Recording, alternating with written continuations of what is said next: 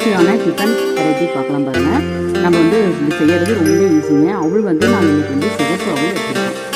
ஒரு கப்பு எடுத்துகிட்டு அது நல்லா தண்ணி ஊற்றி க்ளீன் பண்ணிக்கணும். 2 தடவை தண்ணி ஊற்றி கழுவணும்னா அது மேலே இருக்கிற அழுக்கெல்லாம் வந்துடும். எப்படி பண்ணாலும் பாருங்கள்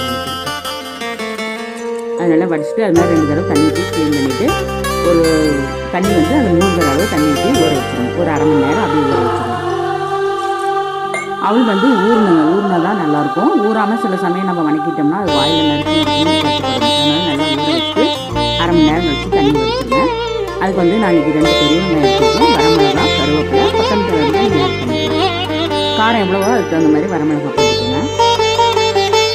அவள் நல்லா நசுங்கணும் இந்த அளவுக்கு ஊறணும்.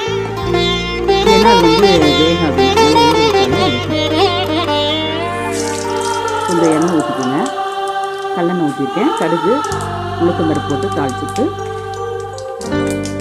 அது நல்லா பொரிஞ்ச உடனே நம்ம ஆனியன் கட் பண்ணியிருக்கோம் பாருங்கள், அது போட்டு நல்லா வணக்கிடலாம்.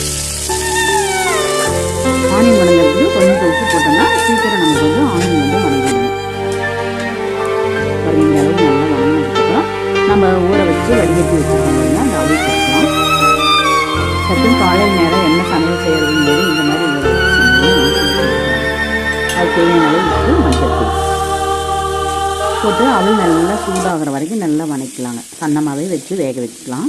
அப்போ தான் அந்த மஞ்சத்தூள் மஞ்சள் வாசல் எல்லாமே போகும். ஃபைனலாக தேங்காய் திருவி போட்டு இறக்கிட்டோம்னா சூப்பரான ஈஸி சமையல். ஓகே.